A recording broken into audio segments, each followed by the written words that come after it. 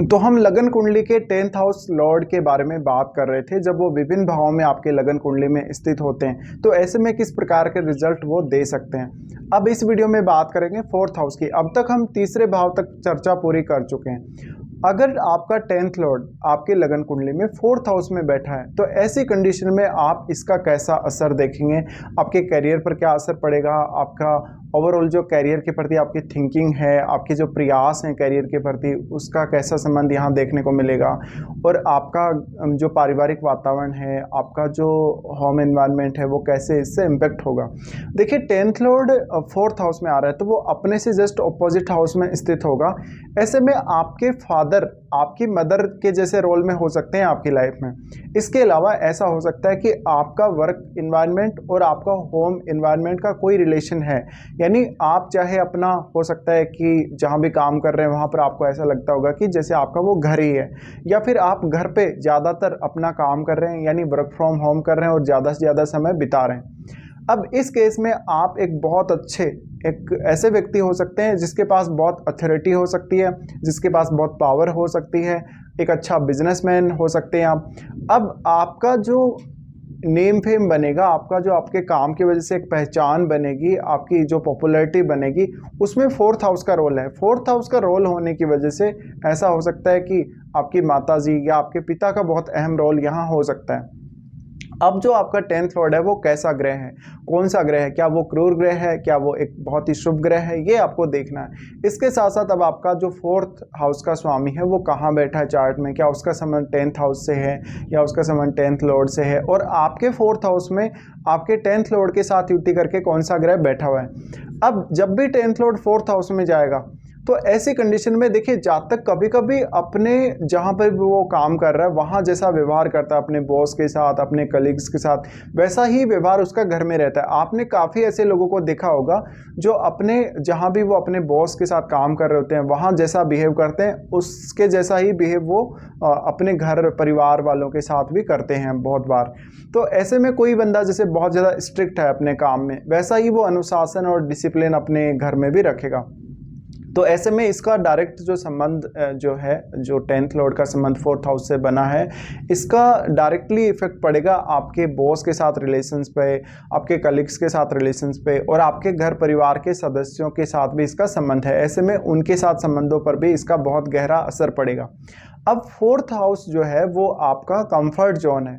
अब क्योंकि 10th Lord आपके 4th हाउस में आया तो आपके प्रोफेशन का संबंध आपके घर से है। इसका मतलब है अगर प्लैनेट शुभ है तो आप घर में बहुत ही आराम के साथ काम कर सकेंगे। यहाँ पर कुछ ना कुछ ऐसा होगा कि आप अपने काम में बहुत ज़्यादा रिलैक्स फील करेंगे, मानसिक शांति महसूस करेंगे, आपको उतना ज़्यादा एफर्ट नहीं लगाना पड़ेगा। इसके साथ साथ आपके लिए काम करना बहुत ज़्यादा ईजी रहेगा। लेकिन आपका 4th लॉर्ड बहुत अच्छी स्थिति में होना चाहिए। आपके 4th हाउस में आपके 10th लॉर्ड के साथ कोई भी अगर शुभ ग्रह स्थित हो तो ज़्यादा बेहतर है, लेकिन अगर आपका 10th लॉर्ड अकेला भी स्थित हो तो बहुत ठीक बात है। अब 4th लॉर्ड के ऊपर बहुत कुछ डिपेंड है यहाँ पर, क्योंकि 4th लॉर्ड है वो आपके 10th लॉर्ड का डिस्पोजिटर हुआ। अब आप ये देखें कि आपका 4th लॉर्ड कहाँ स्थित है और उसका संबंध किन किन भावों से है। अब जो आपका 10th लॉर्ड जो 4th हाउस में गया है वो अगर जुपिटर जैसा ग्रह है तो फिर वो अन्य भावों को भी एस्पेक्ट करेगा, जैसे कि 8वां भाव और आपका 12वां भाव भी। तो आपको उन भावों पर भी थोड़ा विचार अवश्य करना चाहिए। लेकिन यहाँ चाहे कोई भी ग्रह हो, बाकी जैसे कोई भी अगर प्लैनेट है जैसे मंगल है तो मंगल भी कुछ और भावों को एस्पेक्ट करेगा। लेकिन अगर शुक्र जैसा ग्रह है, अगर बुध जैसा ग्रह है, सूर्य जैसा ग्रह है, चंद्रमा जैसा ग्रह है, तो वो आपके 10th हाउस को ही दोबारा से एस्पेक्ट करेगा। तो कोई भी प्लैनेट जो 10th लॉर्ड है वो अगर 4th हाउस में चला गया, इसका मतलब वो वहाँ से अपने घर को कुछ हद तक स्ट्रेंथ देगा। इस वजह से आपका 10th हाउस बहुत स्ट्रांग होगा। तो जातक कहीं ना कहीं ज़्यादातर जो टाइम स्पेंड करेगा वो अपने घर परिवार के साथ साथ अपने काम को लेकर ज़्यादातर वो टाइम स्पेंड करना चाहेगा। तो उसका जो कनेक्शन है कहीं दूसरी जगह उसका ध्यान नहीं रहेगा, दूसरी जगह उसका कोई खास कनेक्शन नहीं रहेगा। बस उसके लिए उसका घर परिवार, उसके लिए उसका वर्क इन्वायरमेंट, उसका काम, उसका जॉब वगैरह, उसका करियर, ये बहुत ज़्यादा मैटर करेंगे। अब लेकिन देखिए यहाँ पर जो इम्पैक्ट पड़ेगा आपके शुरुआती जो जीवन है, जब आपका जन्म हुआ उसके बाद से आपका लालन पालन कैसे हुआ, आपका ग्रोथ कैसे हुआ लाइफ में, आप जॉब कब लगे, इन सबको भी ये प्लेसमेंट बहुत हद तक प्रभावित करेगी, बहुत स्ट्रांगली।